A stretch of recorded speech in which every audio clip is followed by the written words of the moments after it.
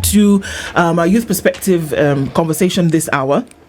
And I then at this point say welcome to Mahmoud and Gheida this morning. And you're asking who they are? Well, Mahmoud Noor is the Chief Mentor at Swahilipot Hub Foundation. It's based out of Mombasa County. Yes.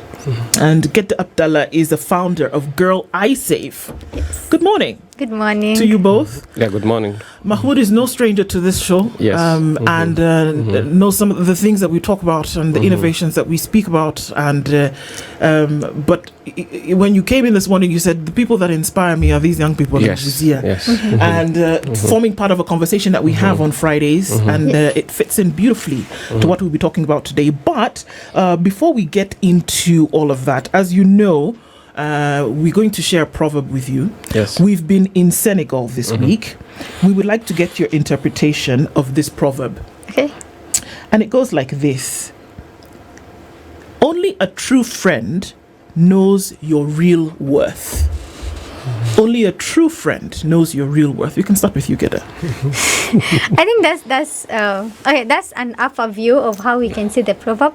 But basically, someone who you've grown with or you've interacted with full time actually understands better on your challenges and the things that you go through. So basically, it's the person that is close to you that would be able to know, okay, this person has gone through all these stuff. So the what to what other people can see because they don't know the challenges or the struggles you go through. A friend that you always share this with is someone who will understand, okay, for her to get to this level, she's gone through all this. So the what to her is not just about you being a friend, but also associating with what you've gone through to be able to get maybe where you want to be. Yeah. Wow. Yeah. But I think when something is worthy of, or it's something that you can see is good, it's not that people do not see it, they actually see it, but some will want to discredit it. Some will want to pretend they're not seeing it, but a genuine person, somebody who really feels it from the heart, will appreciate it. Wow. Yeah. Interesting. Somebody who feels it from the heart. It's great how our minds work as humans, and then we're able to then look into some of these. So, Karibu to you both. Yes. We've had conversations around, youth engagement, engagement of young people in the country when it comes to development, when it comes to politics, when it comes to governance and all of these things. What has taken center stage over the last year or so has been youth involvement in politics. Yes. And, are we going to form a political party? Are we going to put somebody up for election who is of a younger demographic, And then we forget the things that are happening that keep the ball rolling. And you are involved in quite a number of things, just remembering the stories of Swahilipot and how it started. And then now we are going to a place whereby, we talk about governance and economic empowerment and building and the role that innovation plays in that. And that's front and center. And so that forms the basis of our conversation this morning. So how have things moved? How has that needle moved since the last time we spoke? I think there are two things here. There is what we see out there, and the real things that I was telling both of you in the morning. That one reason that I spend a lot of all my time with young people is they inspire me. There are so many good stories happening, but they're never featured. Yesterday I was looking at, in fact I was discussing with somebody at 6 a.m. So I was looking at what is trending in the country. In fact, when you just look from the first trend even to the 23rd, it's despicable. Yeah, you say if this is the country that we are in, then there's a big problem. It's just politics. It is things that are retrogressive, and then the real things that are happening, you'll only find one or two. And I think that's why I'm saying we have a lot of young people that are doing genuine, that are doing great things. The reason today I was accompanied by Gheida is, I'm using an example of Mombasa. We have young girls that we feel or think are marginalized. But if you hear their stories, what they are doing, in entrepreneurship, in innovation, in technology, in transforming society, in bringing solutions that are solving societal problems, but they're never featured. Yes. You'll never see them in the headlines. You look at the headlines. I'm just looking here. You'll see. When you look at this, is this really Kenya? If you are supposed to be born, for example, if I was to look at headlines and then I decide which country I will be born, the fetus will say, "I'm not coming to Kenya." In your view, you feel that as a society, as a society, as a nation, as a people, we are not really paying enough attention to other very crucial elements of development in our people. And they don't get highlighted enough. Which then would ask, how easy is it for you to really get your space and rally a team behind you to move and move in that space?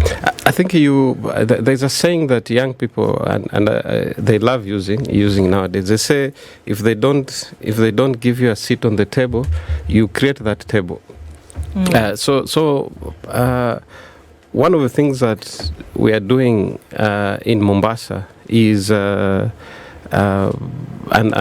I see a lot of them. They come together and they start doing whatever positive things that they're doing. And I want to relate it to the governance issue because it's also important and it's also critical. Because all these things that you're talking about, as long as we do not have the right leadership, especially in the political front, because it is politics that shapes our lives. So the issue is, how do you organize such young people that are genuinely involved in society, either within the fields of technology, issues of governance? Eventually they have to organize themselves, or they need to find avenues, either within, at times they will say we don't want to be in political parties, but those are the only ways that they can do. If they cannot have their own political party, they have to go within the same political parties and change these political parties from within. So I think it's all about organization, because for us to now shift everything, young people must be at the center of leadership in the country. And as long as they are on the sidelines, what I'm saying, they will always be on the 17th page. But if they decide to join and change things from within, whether, for example, if I was in the US, you join the Republicans and the Democrats and you bring the changes in there. If you are in Kenya, you join ODM, UDA, the other one that came from Central, I don't remember the name. So they have to do that. Alternatively, if they have the resources, they can also organize themselves. Okay, so Gheida, obviously there is, there's work that you're involved in that essentially speaks to this very thing that Mahmoud is talking about. What is Isave? So it's a startup, a social enterprise that empowers young girls through STEM and innovation. And we're building a platform to connect young girls to STEM mentors and educators online. So this was driven by our passion, because growing up in community that did not support, a lot of girl child education and girl child involvement, just because of, how the society portrays and how the community tends to give that priority to girls. So I decided to change that, and building that made me move beyond my comfort zone. It made me want to move, to express what I'm doing, to be able to involve other young girls, to bring the change that I wanted to see. Because sometimes when we young people want to involve ourselves and we're not doing it in the most productive way, then we end up, getting into the wrong field or the wrong hands. But for me, my passion in community work and integrating it with my education, that is information technology, is building community-oriented solutions that are tailored for the community. So I feel like it's very important for young people to understand that sometimes it's not just about, doing something, but what is the productivity about it? How are you influencing the younger generation that is looking up to you? As much as you're young, but if you have the opportunity to influence positively, then you're making an impact in the society. So I think that's where I drew my inspiration. Interesting. That's good to be the hummingbird, like your part. Yes. And that's interesting. Now, looking at it, as you say, the area where you're coming from and the space you're trying to occupy, there is also the cultural conflict. Of course. You see? Yeah. How has that been for you? I wouldn't say it was an easy journey. Even starting back in primary and high school, I think this is something I grew up with as a leader in school, as school president, school head girl. It's something that I could see a different vision for myself and for the other young girls. And the community is never open to, taking up such kind of positions. But again, sometimes I always tell myself, if you don't take the initiative, then who is going to do that? So as much as I faced a lot of challenges, both in the community and even in a personal level, but it's always that niche that, I want something different, and if I don't go for it, then perhaps I'll end up in the same situation like the rest. So it's just about standing up and showing up for what you're doing, and people will never believe in you at the start. That's something that's very open and very genuine. But if you show people that there's a reason for them to believe in what you do and the impact that it can do, having mentors, people that will always guide you, close to even maybe away from family, but people that will believe in your vision even before before other people believe in you. And I would say, like, having mentors like Mr. Mahmoud and other people that believe in me at a young age, Young Scientist Kenya, where I won and stuff, and then moving from just I would say local to national to international level. I've gone to China, I've gone to the US, I've been able to represent on international platform. So it's like building a belief as you go along your journey, and you realize now parents will call me, Gheida, I want to bring my daughter. How can you advise her on the STEM and the careers she wants to do? She wants to do STEM. How do you involve her? She wants to do this. So, it's not easy at a start because everybody will ask themselves, what is she doing? I got that a lot. But then if it was something that was not driven by passion and motivation, perhaps I would have said, let me focus on my own stuff. But again, it's wanting to see other young girls benefit from it and changing the perspective that girls can also represent both in STEM field, in innovation, and even in international platforms. So what are some of the programs that they get into, and what do they do? And I'm going to link this to obviously where like Swahilipot and the youth who have now a level of engagement, just coming off of the genesis of where youth had gotten to a spot where life was, pretty useless. That's the truth. Yes. And that there was a lot of drug involvement and there was a lot of attention on things that at the end of the day didn't matter. So what activities do they get involved in that takes away from where they were from before? I think there's a notion before, there's this aspect of we young generation see things differently. So sometimes, maybe years back when you would say, I'm going to a hub, someone would ask you, what are you going to do there? What's the benefit and stuff? But this time and this era, it's very important to let them express themselves in what they can be able to do best. Like, for example, in Girls Isave, we do STEM-oriented programs that we introduce STEM and innovation concept ideation for the young girls after they complete high school. In Swahilipot Hub, you find that there's creative arts, there's technology that is also done there, there's innovation, there's music competition. So all these things help them express their interest based on what they can do better. You don't just have to become, let's say, for example, a doctor. As much as it's good to become a doctor, I always advocate for STEM and innovation. But again, it's also about interest. So you find that these young people, when you push them or you push them to the wall, you have to do this, it ends up, making them feel like, I'm doing it because I just have to do it. But if you give them the avenues and the programs, trainings that are oriented with their interest, I think that it's going a long way in making more young people come out, especially with even Swahilipot Hub. You realize that in a day you find so many young people, expressing going there because they know there's a program. If I'm not in sciences, there's a program that I can do, let's say in a podcast or in a media or in business entrepreneurship and that all. So it's always about finding their interest and tailoring that to something they can do very productive. Yeah. Okay. So Mahmoud, when you look and you see that the conversation in the country, just from what you're saying, the conversation in the country is very politically oriented, and that the work that should be done in the minds of young people because we want to escape it, but the truth of the matter is that a certain level of experience is required. You have to have gone through a certain degree of fire to then be able to come out on the other side.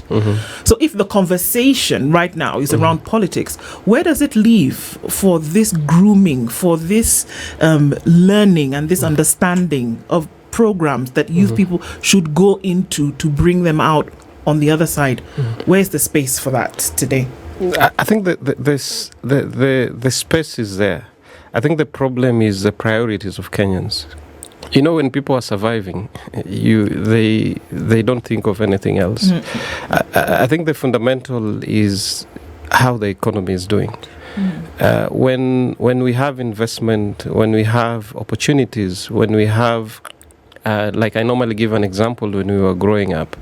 When we were growing up, majority of our parents had no issues of probably where they're staying, what they were eating. Probably if you look at us that time, you will think we were backward, but we had the basics. So when you have the basics, then now you have, your mind can think of other choices and options.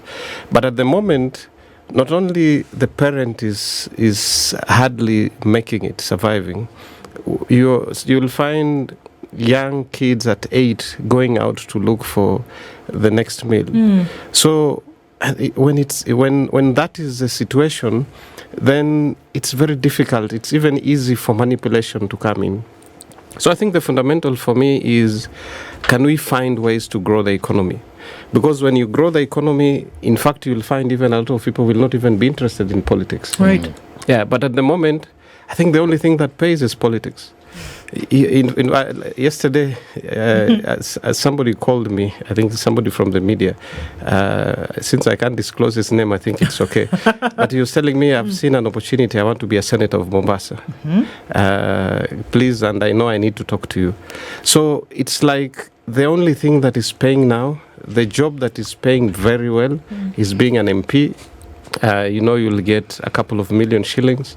So I think for me is, at the end of the day, we still have leadership that will direct to grow the economy, grow the private sector. I think we will be safe and better if the private sector becomes bigger and bigger, so that even people ignore politicians and politics, because it will never be lucrative.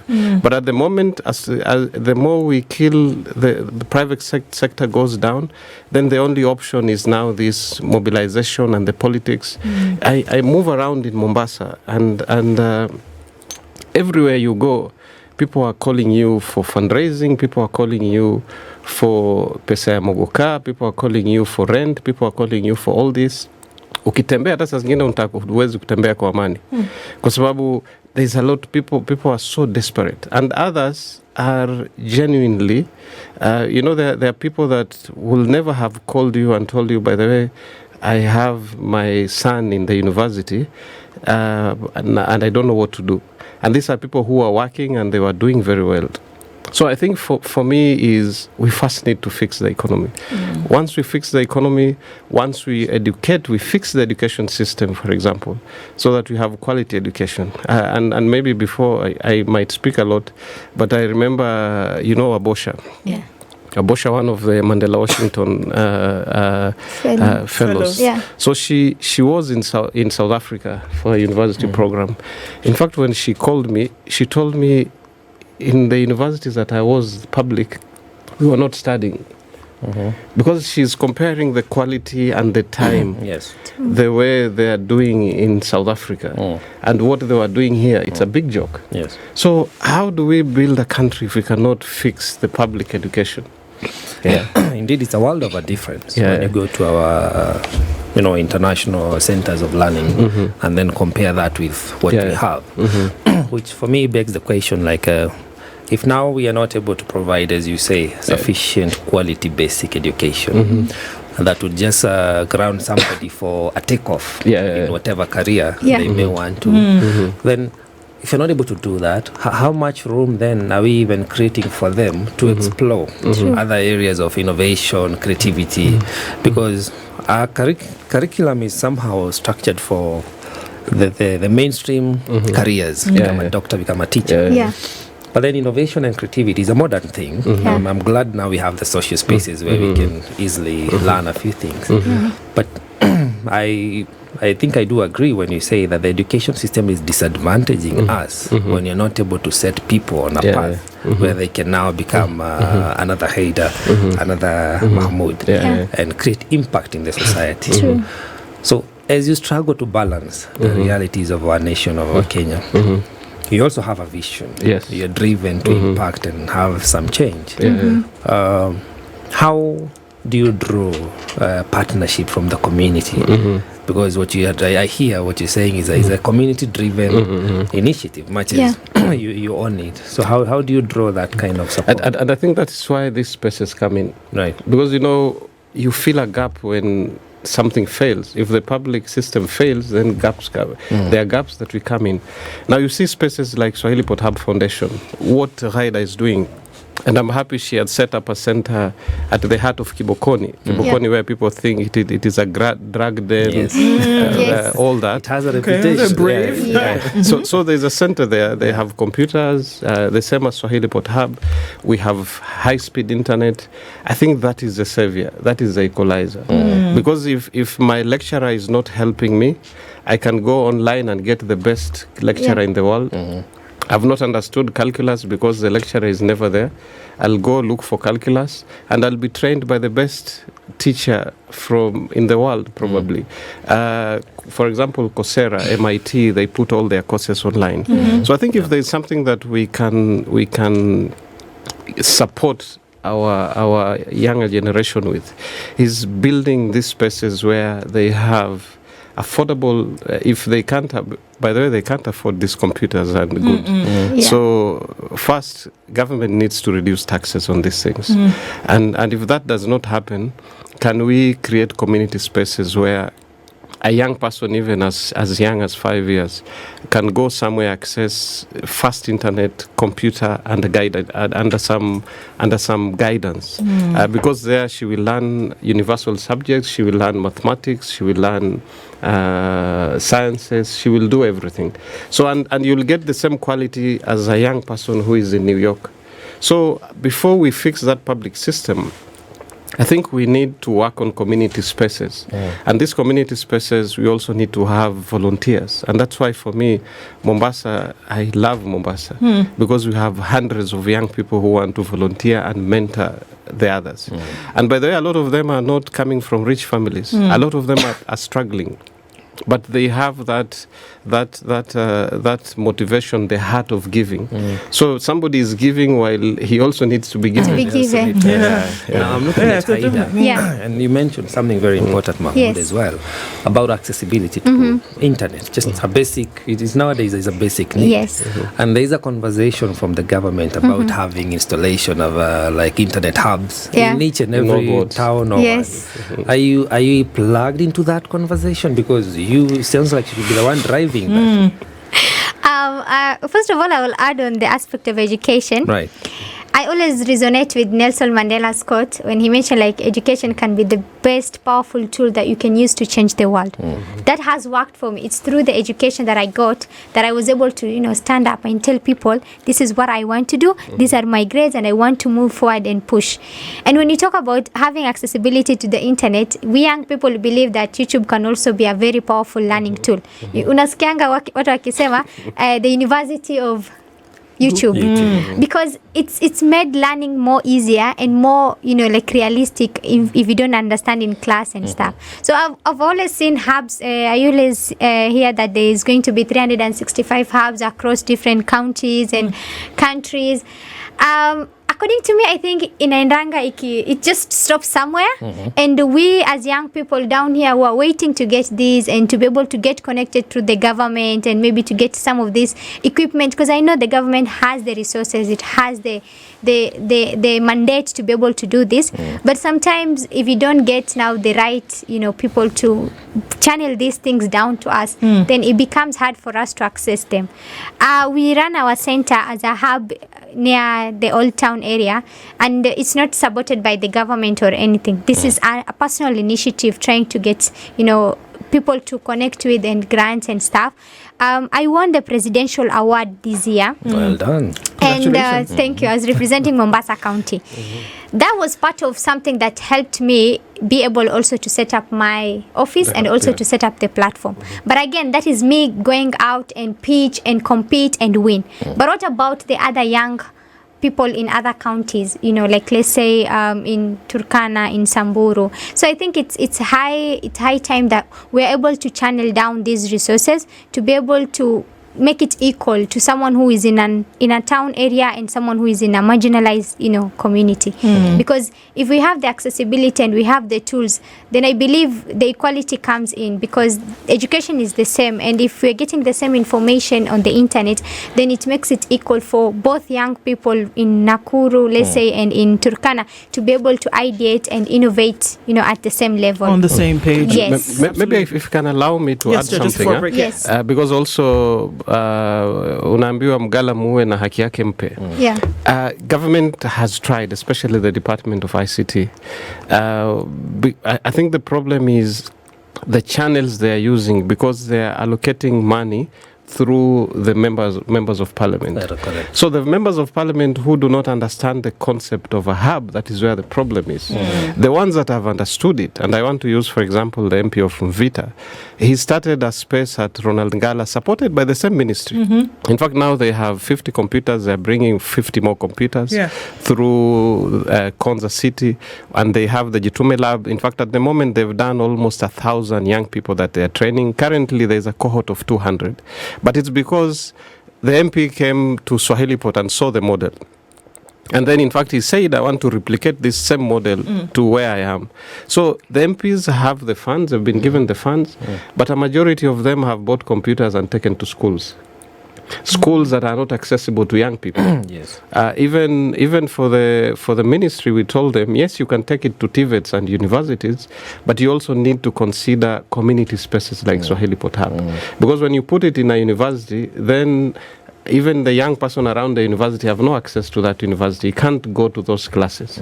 So I think it is first, before you allocate funds to a member of parliament, first take them through what exactly they're supposed to do. Yeah, once they understand that, I think we will be able to put resources at the right place. Because it's clear that that's the way that you're going to save things. You fix the economy, and a lot of economy is fixed through innovation. I don't think that there's a country on this planet that didn't develop economically without innovation and manufacturing. That's where it started. That's where it all goes. And things that we are seeing, even for the coastal areas, for the longest time, what did we hear? That people believe, it's underdeveloped. Pwani see Kenya, questions that were being asked, and here we now see these innovations coming out of this same place. Clear. The world round has shown us from the Industrial Revolution, that when you innovate and when you start to manufacture and when you make a surplus is when you can say a country is really developing. True. All this business about politics and whatever is great to keep the things moving. But that is when you really see. And the people who will harness that power and then guide and govern and provide leadership then around that are those that we now need to pay attention to. But in the colony of bees, where all these things are happening is where innovation is born and then harnessed. And like we said, give to parts of the country where we didn't imagine, or people didn't imagine that innovation would spark from there. Was that ever a handicap to you, Gheida? When people said, okay, well, so you said in the middle of what people conceived to be a drug den, people have thrown away their lives, and then here you are, have the audacity to say that we can provide opportunities for young girls in STEM. Yes, I think it's always about you being able to vision, to have a vision first in what you want to do, despite the challenges. Because if we keep saying that this is a drug area zone and this is, a low developed area, and we don't take, the first step to just, start and initiate, I'm 100% sure that there would be no Gheida that will come after me. So sometimes I always look at it in terms of become the initiator, start it, make that development, and then let other people follow the same. Because through my program, the Girls ISF program, we had trained 30 girls, out of which 2 of them started their own startups and their own initiative. So, you're building to more Gheidas that are going to build different sectors. I might be focusing on innovation and STEM education, but again, someone else will be born and will be doing mental health. The other party will be doing infrastructure. So it's always about, creating that opportunity and giving and making like an avenue for other people to follow. So it's just opening up the path and becoming the person that you want to see, and for other people to also follow the same. So I think for me it's just, creating the possibility actually that it is possible to do it, and other people will be doing that. When I was in the US for the Microsoft to Build competition, it's an international, like a global competition. And when I was speaking, people were asking me, do you come from Dubai? Or you come from United Emirates? I said, no, I come from Kenya and I come from Mombasa. So, it's always about representing what you want people to know about Mombasa. And it's always about doing the positive work that will make it recognized, Kenya as a country, and even the city I come from as a minor under the country. So it's creating the possibility of it. Well, this is good, but also sad, because I would imagine there was no state reception for you when you're coming back home. Yeah. There was none. No. You see, these are the heroes that we need to celebrate, because the impact you're creating from what you're saying, you're really challenging the system and trying to show that instead of, because the government says we need to have jobs, create jobs, employment. That's the crux of the whole, the economic crisis we are in as well. Yes. But from what you're saying is that you are able to initiate a concept and replicate it, has impact, innovation, and people are able to even not only just self-employ themselves, but create opportunities for other people. Exactly. Now, compare that to the world you've been, to the places you've traveled to, and then you come back to Mombasa. I think it's always the saddest moment for me. I'm not lying, because when I went to China, there was so much development in the technology space. I could see robots working in the university that we were having a conference, a tour. Cars being built in the same classroom students were studying. That was very fascinating for me. It made me realize that at one point, we as a country are trying as much as possible to move forward. But again, if we don't go with how the world is evolving, then we will be left behind. So there's always so much advancement in other countries that makes me feel like we need to do more. And for me, I think it's always the best motivating factor. Whenever I travel outside the country and then I come back, it makes me want to do more in a short period of time. You get to understand people work differently. People can build stuff that we think, it's an 80 or a 70-year person can do. But you find that in China, young students who are just in the secondary level are building robots in the school, are building cars. When I went to the US, it was another whole different level of scenario.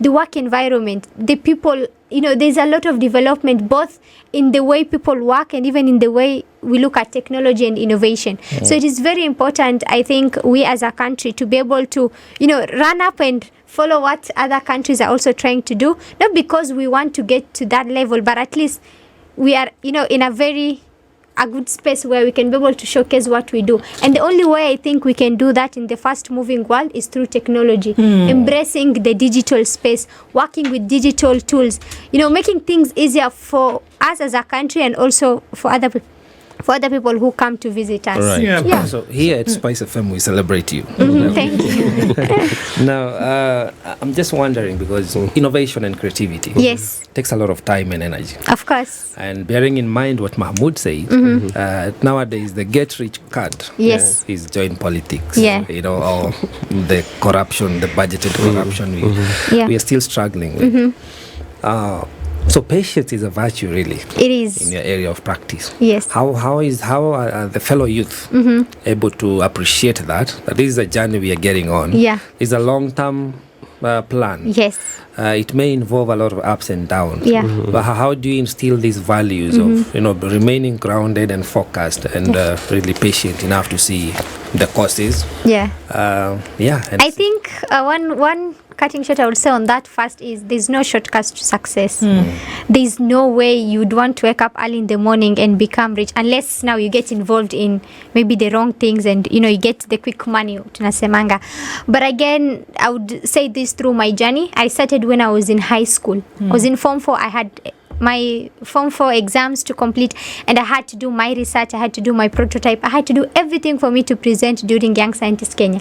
And I remember I approached a friend and was like, you know what, can you just become my partner in this? And she was like, you are wasting your time and I have to study for my exams. So back then when I was in school, I thought, why did she do this and stuff? But then right now I'm trying to understand that sometimes it's very important for you to take that rough path and to walk towards, the tough journey. because nothing comes easy. As much as we want to build solutions and build innovation, I would say when I started after school and I started community work and stuff, people are telling me, you know what, you're wasting your time. Why even doing this, because I had not even received any recognition, had not traveled even, outside the country. Yeah. But again, that patience virtue that we have as young people whenever you're initiating something is very key, because that's the only thing that will show you, you know what, there is goodwill at the end of the tunnel. But if you want to go shortcut ways, I will definitely, maybe be lured, take money and forget about it. Exactly. But then if you're driven by virtues, and some of the virtues include your patience and being, motivated in what you do, and actually wanting to see the change, then you definitely be, following the same path. So there's never a shortcut, and I will never advise any young person to go the shortcut way, because also it's a learning process. As you build your project, as you build your startup or your organization, you're also learning in the same way. You're learning the mistakes you make, and it is part of the journey. But if you want to get to the top quicker, then you won't have a story to tell. And I always say, isn't it? Yeah. And that, like you, there are others who are doing their little bit, and it's like we say, everybody doing a little bit and coming together is then how we start to see this thing. Again, going back to the place where we say that one of the sure ways we can go towards this development is through this innovation, this manufacturing is getting a surplus in what we see. But you're not the only one who's doing this. There are others who are doing this. How then do we showcase? How then do we talk about it? Because in the development circles we say that development begets development. I'm likely to develop when I see that somebody else has done and it is working. Then I'm likely to replicate and get onto it. How do we showcase? What do we do? How do we talk about these issues? I think there's something that we normally do in Mombasa in October. The reason why we started Pwani Innovation Week was to celebrate such cases. I think even for Gheida 2 years ago when she came for the first Pwani Innovation Week, I think it opened up a lot of doors for her. And then you also get like-minded people, because now when people hear that there is an innovation, initially it was Nairobi Innovation and the Kenya Innovation Week. So even when you are in the village and you feel that you are unique, you look forward, how will I travel all the way to Nairobi? So for us in Pwani, through Pwani Innovation Week, what we've done, and this time it will be in October, is created that platform for the Swahili coast, not only within the coast, but also looking at Tanga, Zanzibar, Dar es Salaam. So once you come there, you feel I have an idea, you feel I have an innovation, you feel you have something, you come and place it on the table, you come and meet people who will mentor and guide you to make it better, or you'll just come and share with your fellow young people. And at times they even just sit through hackathons. Hackathons where they look at what are the key challenges. Probably Mombasa is a port city. Within the logistics and the blue economy, what are the challenges? So we bring together industry, academia, and the young people. And then we take them through certain problems and solutions. Then we bring also technology companies, and then they create solutions. And some of these solutions are picked by the same young people and they become businesses. So I think what is important is... Sustained. Yes, sustained, yes. And that is how certain companies have been built. Because already they have industry, there are people who want to use it. The industry has already shared their problems. Others are just wake up. When you look at problems around you, for a good person, he looks at opportunities around. So how do you convert them into building solutions to help your community and also monetize it? So the event that is happening in October, you're calling it Pwani Innovation Week. Pwani Innovation Week. Yeah. But talk to the person who is eligible to come. The young person out there who is eligible to come. How do they need to present themselves? What ideas are you looking for? I think for us, give us the date as well. Yes, Pwani Innovation Week will happen between the 27th and 31st of October. And our target is, by the way, it's normally 95% young people, because Kenya is a young country. So when you're talking about Kenya, it's youth by default. So you have whatever solution. It can be an idea. It can be something you're thinking of. You're looking at what is around you. You think you have a solution. The solution might need technology. The solution might need connecting certain dots. I think what Pwani Innovation Week provides for you, you come and connect to the right people. The right people is government, it's private sector, it's people who will put in money, it's people who will support your prototype at no cost. Because those are the people that we bring together. For example, you want to build a certain gadget, you have no access to a 3D printer. So there are people who can help you do that. We have the intellectual property people who will come and train you how to protect your IP. You want to even just meet with people like Gheida, your colleagues. Because we also encourage peer-to-peer, where they share ideas, they share the same innovations, and then they improve it. So I think that is a space. And even for a young person who have never thought of innovation or anything, just come and watch, because exposure exposure is everything. True. I think one of the biggest problem, and maybe I'll end here, we over expect from our young people. When they wake up in their neighborhoods, they're seeing get-rich-quick schemes. They're seeing wrong role models. They're seeing the ones that are patient, the way Gheida was explaining. Only 1 out of 100 will go through. But the ones who are following the shortcuts are the ones where it's like they are enabled to prosper more. So at times I feel we over-expect from them.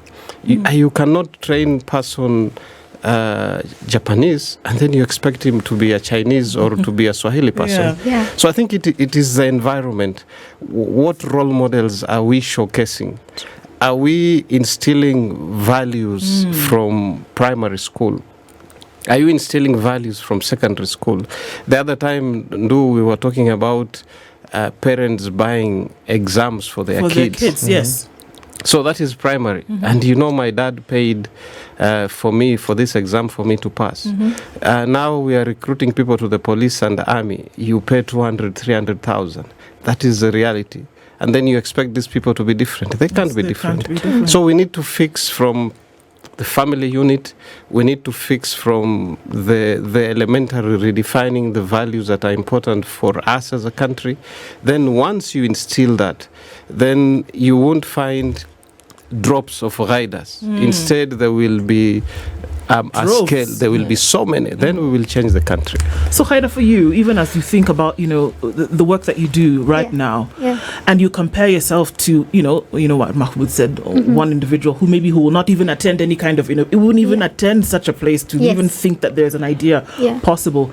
You're busy. You're keeping busy. You get to then have conversations around what will influence now who harnesses or governs these spaces which you operate in today. Yes. What would you say? Because this is a youth perspective hour that we have every week.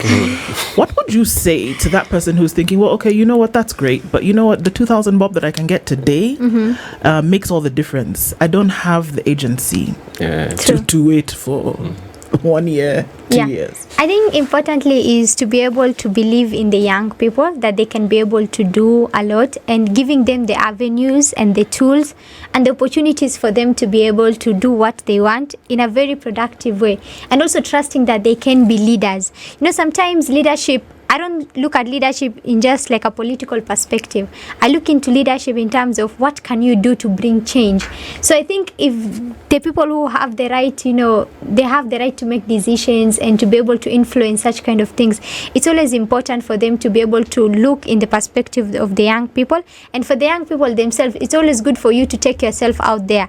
Let people know what you do. Attend these events, even if you're not being paid for. Just go learn. Sometimes knowledge is wide, and whatever you can get from that person or the person you can connect with during the Pwani Innovation Week would be ideal. Maybe someone that would become a partner in your next innovation for next year. And especially for people who find it interesting, sometimes I think when you come and you see people getting award, you see people speaking of their profession, of their experience, of the things they've gone through, it also instills a kind of, I can be like that person. Absolutely. I can try this. So it's always about, being open-minded and being able to accept that it's always okay to go and listen. It's always okay for you to understand that people can be doing development and you can do the same. So it's taking up the avenues that are there and being able to, listen to what people are doing, and also have the urge for you to wanting to do the same. Because I feel like that is what is going to build the more Gheidas, the more other young people who are productive. Absolutely. Thank you. Thank you both for being here this morning, because that's why we do this, to then to open up and at least be aware, at the very least, be aware that, you know, this is the direction that folks are going and that many more can go. Yeah.